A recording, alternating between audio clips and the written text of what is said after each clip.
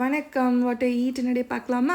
அதுக்கு முன்னாடி என்னோட வீட்டில் நான் வளர்த்துன ரோஸ் செடியில் எவ்வளோ ரோசஸ் பூத்திருக்கு பார்த்தீங்களா? இவ்வளோ ரோசஸ் வர்றதுக்கு நான் என்னெல்லாம் பண்ணேன், என்ன மாதிரி கம்போஸ்ட் ப்ரிப்பேர் பண்ணுறேன்னு அப்கமிங் விலாகில் சொல்கிறேன். ஓகேவா? Back to the vlog. Morning எந்திரிச்சோடனே அன்னைக்கு வெஜிடபிள் எக் தான் சாப்பிட்ருந்தேன். ஒரு 3 ஹோல் எக் போட்டு கொஞ்சமாக கேபேஜ் ஃப்ரை பண்ணி அதோட ஒரு கொய்யாப்பழம் அண்ட் தென் ஹாஃப் குக்கும்பர் வச்சு சாப்பிட்ருந்தேன். அது முடிச்சுட்டு அன்றைக்கி லஞ்சுக்கு என்னென்னு பார்த்தீங்கன்னா ஏபிசி ஜூஸ் குடித்தே ரொம்ப நாள் ஆன மாதிரி இருந்துச்சு. ஸோ அதனால் லஞ்சுக்கு ஏபிசி ஜூஸும் அதோட முருங்கைக்கீரை பொரியல், ஒரு சக்கரவள்ளி கிழங்கு, அது கூட கொஞ்சம் மிக்ஸ்டு சீட்ஸ், பீனட்ஸ், கொஞ்சமாக குக்கும்பரும் எடுத்திருந்தேன். எனக்கு குக்கும்பர் ரொம்ப பிடிக்குங்க. அதனால தான் ஒவ்வொரு டைமும் குக்கும்பர் சாப்பிட்டுட்டே இருப்பேன்.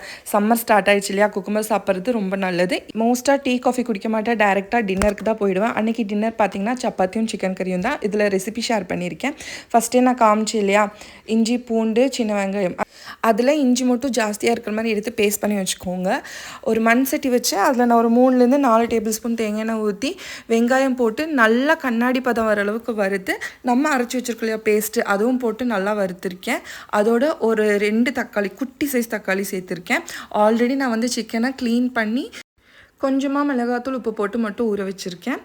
அதையும் நம்ம இப்போ ஆட் பண்ணிக்கலாம். அதோடு நான் 2 table spoon mutton masala, 1/2 table spoon கறி மசாலா, 2 டேபிள் ஸ்பூன் காஷ்மீரி மிளகாய் தூள் ஆட் பண்ணி நல்லா சாட்டே பண்ணி 1/2 டம்ளர் தண்ணி ஊற்றி க்ளோஸ் பண்ணி குக் பண்ணி எடுத்தால் இந்த கிரேவி ரெடி. நான் இந்த கன்சிஸ்டன்சியில் இறக்கிட்டேன். ஏன்னா நான் சப்பாத்தி குக் பண்ணி முடித்து வரும்போது மண் சட்டிலேயே அது ஆட்டோமேட்டிக்காக குக்காகி வரும்போது நல்லாவே திக்காகிடும். அன்றைக்கி சப்பாத்தி வந்து ஹஸ்பண்ட் தான் குக் பண்ணி கொடுத்தாரு.